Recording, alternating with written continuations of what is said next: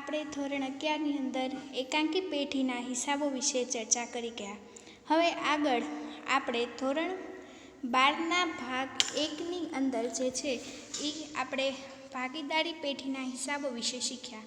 હવે અહીંયા આપણે કંપનીના હિસાબો વિશેનો અભ્યાસ કરવાનો છે.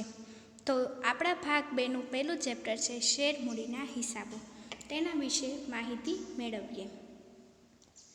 પ્રસ્તાવના: ઔદ્યોગિક ક્રાંતિના પરિણામથી મોટા પાયે ધંધો કરવા માટે એકાકી વેપારી પેઢી ભાગીદારીની મર્યાદાને લીધે કંપની સ્વરૂપ અસ્તિત્વમાં આવ્યું.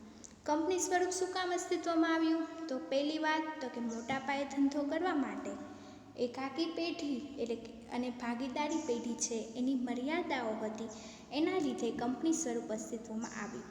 આધુનિક યુગમાં ધંધા માટે મોટા પાયા ઉપર મૂડીની જરૂરિયાત રહે છે. તેથી કંપની પોતાની મૂડી અનેક વ્યક્તિઓ પાસેથી એકત્ર કરે છે. કંપની છે એ એક એવું સ્વરૂપ છે કે જે અનેક વ્યક્તિઓ પાસેથી પોતાના ધંધા માટે મૂડી એકત્રિત કરી શકે છે. આમ સંયુક્ત હિસ્સાવાળી કંપની એ વ્યક્તિઓનો સમૂહ છે. કંપની શું છે? ખાસ ધ્યાન રાખજો, કંપની છે એ વ્યક્તિઓનો સમૂહ છે જેનો હેતુ કોઈક પ્રકારનો ધંધો કરી અને નફો કમાવાનો છે. કંપનીનો હેતુ શું છે? તો કે નફો કમાવાનો. કંપની છે એને અલગ અસ્તિત્વ કાયદા દ્વારા મળેલું છે. એનો મતલબ એમ કે કાયદા હિસાબે કંપની છે એ એક અલગ વ્યક્તિ તરીકે કામ કરે છે. એટલે કે કંપનીના માલિક છે એ અને કંપની એ બંને કોણ છે? અલગ અલગ છે, એક વસ્તુ છે નહીં. અને કંપનીની સ્થાપના, સંચાલન અને વિસર્જન. કંપનીની સૌથી પહેલાં સ્થાપના થાય, પછી તેમાં સંચાલનથી કામ થતું હોય અને જ્યારે કંપની વિસર્જન થાય એટલે કંપનીનો અંત થાય તો એ પણ શેના હિસાબે થાય? કાયદા હિસાબે જ થાય છે. ભારતની અંદર સૌપ્રથમ વાર કંપની માટે અલગ કાયદો 1956માં બન્યો હતો. ખાસ યાદ રાખજો, 1956ના કંપની ધારાને શેના તરીકે ઓળખાય છે? કંપની ધારો 1956 કંપનીઝ એક્ટ 1956 તરીકે ઓળખવામાં આવે છે. અને આ ધારાની અંદર ફેરફાર કરીને નવો ધારો 2013માં જાહેર કરવામાં આવ્યો હતો, જેને શું કહેવાય છે? કંપની ધારો 2013 કંપનીઝ એક્ટ 2013 અમલમાં મૂકવામાં આવ્યો છે. આ પ્રકરણમાં આપણે શું જોવાનું છે? તો કે કંપની કેવી રીતે મૂડી ઊભી કરે છે અને તેને લગતા બીજા હિસાબોની વસ્તુ જોવા માટે આપણે જોવાનું છે. હવે આપણે કંપનીના પ્રકાર જોઈએ. કંપનીનો પહેલો પ્રકાર કાયદા દ્વારા સ્થાપિત કંપની કે કોર્પોરેશન. કેન્દ્ર અથવા રાજ્ય સરકાર દ્વારા પસાર થયેલા ખાસ કાયદા હેઠળ નોંધાયેલી કંપની કે કોર્પોરેશન, જેમ કે ભારતીય જીવન વીમા નિગમ એટલે કે LIC, પછી the new India insurance company limited, Gujarat રાજ્ય નાણાકીય નિગમ. આ બધી કંપની છે એ કાયદા દ્વારા સ્થાપિત થયેલી કંપની કે કોર્પોરેશન છે.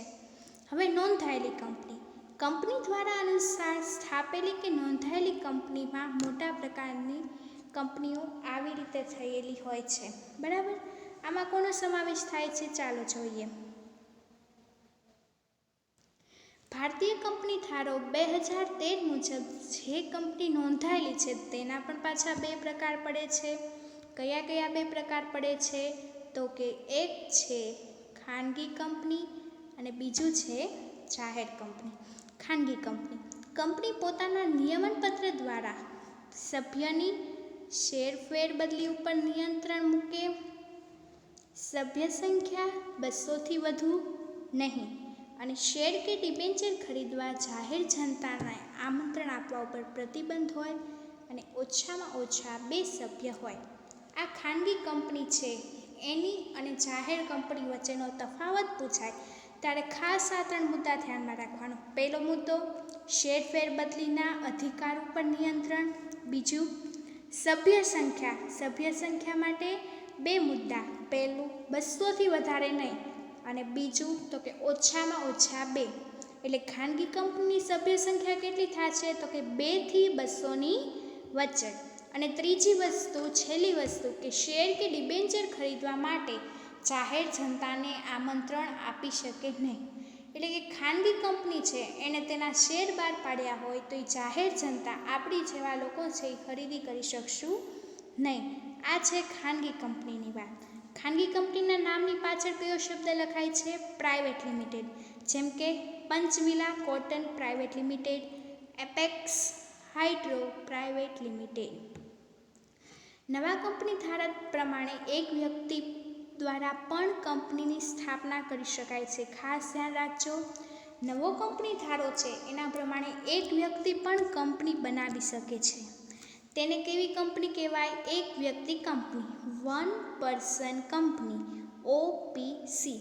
આ ઓપીસી છે એ પણ એક ખાનગી કંપનીનો જ એક ભાગ છે. સમજી ગયા ખાનગી કંપની? સૌથી પહેલાં તો કે ખાનગી કંપની છે એના શેર ફેરબદલીના નિયંત્રણ ઉપર પ્રતિબંધ હોય. બીજી વસ્તુ તો કે શેર કે ડિબેન્ચર જાહેર જનતા ખરીદી કરી શકશે નહીં, અને સભ્ય સંખ્યા 200થી વધારે નહીં અને 2થી ઓછી નહીં. હવે એક વ્યક્તિ પણ કંપની છે એ સ્થાપના કરી શકે છે. તેને કેવી કંપની કહેવાય? વન પર્સન કંપની, ઓપીસી, જે ખાનગી કંપનીનો, પ્રાઇવેટ કંપનીનો જ એક ભાગ છે. ખાનગી કંપનીના નામની પાછળ પ્રાઇવેટ લિમિટેડ શબ્દ લખાય છે. આ વાત થઈ ખાનગી કંપનીની. હવે આગળ આપણે જાહેર કંપની વિશે જોઈએ. તો કે જાહેર કંપની. હવે જાહેર કંપનીની વ્યાખ્યા જુઓ, બહુ જ સહેલી. જે કંપની ખાનગી નથી એને કેવી કંપની કહેવાય છે? જાહેર કંપની. જાહેર કંપનીના સભ્ય ઓછામાં ઓછા 7, વધુમાં વધુ કોઈ મર્યાદા નથી. જાહેર કંપનીના નામની પાછળ કયો શબ્દ લખાય? લિમિટેડ. જેમ કે Karnavati textiles limited, Infosys limited. બરાબર છે. હવે જો જાહેર ને ખાનગી વચ્ચેનો તફાવત પૂછાય તો આપણે શું દર્શાવીએ?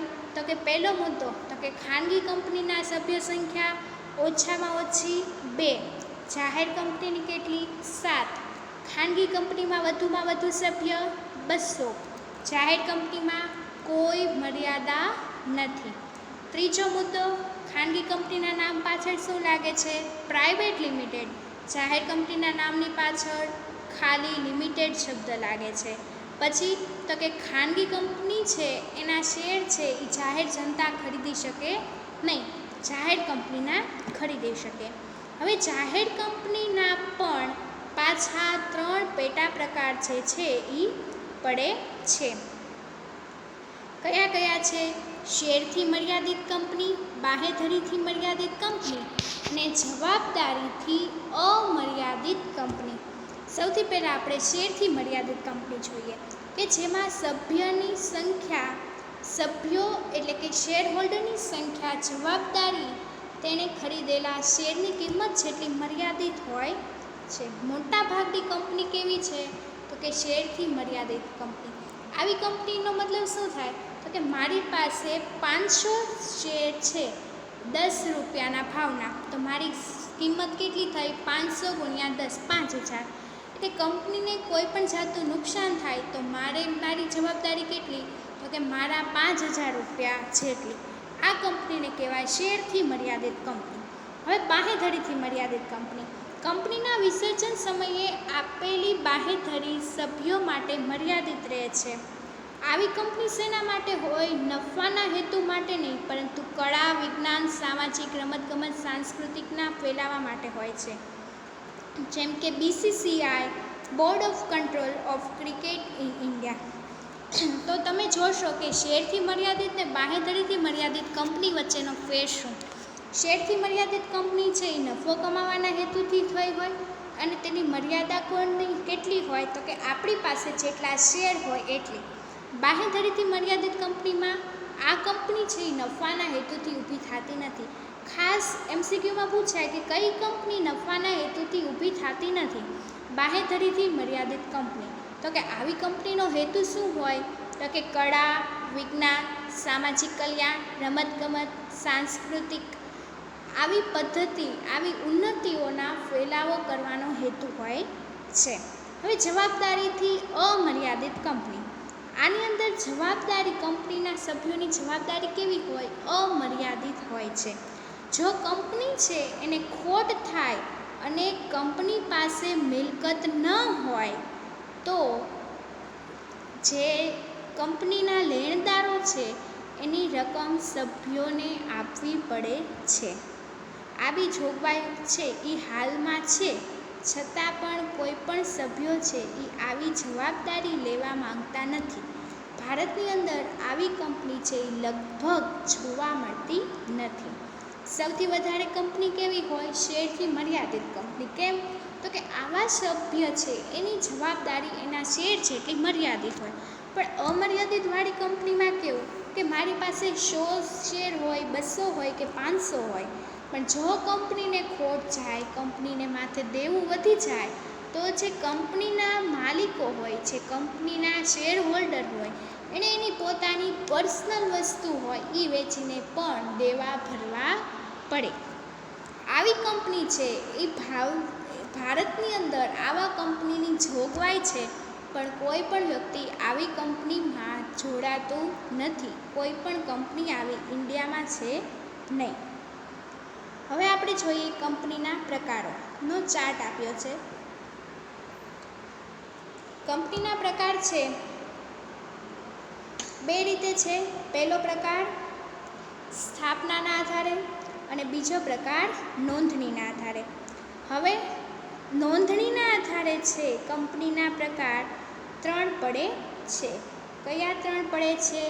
પહેલું શેરથી મર્યાદિત, બીજું બાહેધરીથી મર્યાદિત અને અમર્યાદિત કંપની. પાછી શેરથી મર્યાદિત કંપની છે એના 3 પ્રકાર પડે છે: જાહેર કંપની, ખાનગી કંપની અને એક વ્યક્તિ કંપની. જાહેર કંપની એટલે કેવી કંપની? તો કે જે કંપની ખાનગી નથી એ કંપની જાહેર કંપની. એની શેરોની સભ્ય સંખ્યા કેટલી? ઓછામાં ઓછી 7, વધારે કોઈ મર્યાદા છે નહીં. પછી ખાનગી કંપની ઓછામાં ઓછા 2 સભ્ય, વધુમાં વધુ 200. એક વ્યક્તિ કંપની 1 પર્સન કંપની, એક જ વ્યક્તિ છે એનો માલિક હોય, એ જ સંચાલક હોય, એને શું કહેવાય? ઓપીસી. ખાસ ધ્યાન રાખજો. આગળ જોઈએ હવે શેર અને શેર મૂડી, તેનો અર્થ, તેના સ્વરૂપ અને પ્રકારો. ચાલો જોઈએ. કંપનીની મૂડીને શેર મૂડી કહેવાય છે. શેર મૂડી કોને કહેવાય? કંપનીની મૂડીને શેર મૂડી કહેવાય છે, જેને ફેરબદલી કરી શકાય તેવા નાના નાના સ્વરૂપમાં વિભાજિત કરવામાં આવે છે અને આ વિભાજિત એકમને શેર કહેવાય છે. કંપનીની મૂડી એટલે શેર મૂડી. શેર મૂડીને નાના નાના ભાગમાં વિભાજિત કરીએ તેને શેર કહેવાય છે. આ વસ્તુ ધ્યાન રાખજો. શેર કોને કહેવાય? તો કે શેર મૂડીને નાના નાના ભાગમાં વિભાજિત કરીએ તે પ્રત્યેક ભાગને શેર કહેવાય છે. કંપની પોતાની મૂડી ઊભી કરવા માટે કાયદાની મુજબ વિજ્ઞાપન પત્ર બહાર પાડી અને શેર ખરીદવા આમંત્રણ આપે છે. વિજ્ઞાપન પત્ર એટલે શું? તો કે એડવર્ટાઇઝ માટે કંપની એને શેર ખરીદવાની જાહેરાત આપે, એડવર્ટાઇઝ આપે, એને વિજ્ઞાપન પત્ર કહેવાય, જે આપણે એસપીમાં ભણી ગયા છીએ. જે લોકો કંપનીના શેર ખરીદે છે, હવે જે વ્યક્તિ આવા શેર ખરીદે એને શું કહેવાય? સભ્ય, એટલે કે શેર હોલ્ડર. શેરના સભ્યને શેર હોલ્ડર કહેવાય. જ્યાં સુધી શેરની માલિકી સભ્યની પાસે હોય ત્યાં સુધી તે કંપનીનો શેર હોલ્ડર ગણાય. શેર હોલ્ડર માટે તેણે ખરીદેલા શેર કંપનીની માલિકીનું પ્રમાણ દર્શાવે છે. એટલે કે મારી પાસે 2 શેર હોય, 5 હોય કે 200 હોય, હું છે એ કંપનીનો માલિક છે એ ગણી શકાય. મને કંપનીનો માલિક ગણી શકાય. મારી પાસે કંપનીના માલિક તરીકેના હક છે એ મળે.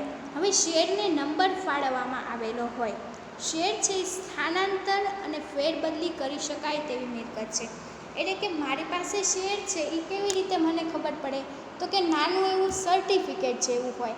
એ સર્ટિફિકેટ છે એને હું ફેરબદલી પણ કરી શકું. હું કદાચ સર્ટિફિકેટ કોઈને આપું તો એ શેરના માલિક પણ કોણ બની જશે? એ વ્યક્તિ બની જઈ શકશે. અને ફેરબદલી પણ કરી શકાશે કે મારું નામ હોય કે ભાઈ આ વ્યક્તિ પાસે આટલા શેર છે, તો એનું નામ પણ ફેરવી શકીએ આપણે કે મારે કોઈને શેર વેચવા છે અથવા તો મારે કોઈને પૈસા દેવાના છે, એની બદલે પણ હું એને શેર આપીને મારો હિસાબ છે એ ચૂકતે કરી શકું છું. તો શેર કેવા હોય ખાસ ધ્યાન રાખજો, સ્થાનાંતરિત અને ફેરબદલી કરી શકાય તેવા હોય છે. નેક્સ્ટ લેક્ચરમાં હવે આપણે શેરના પ્રકાર વિશે ભણીશું. બરાબર છે.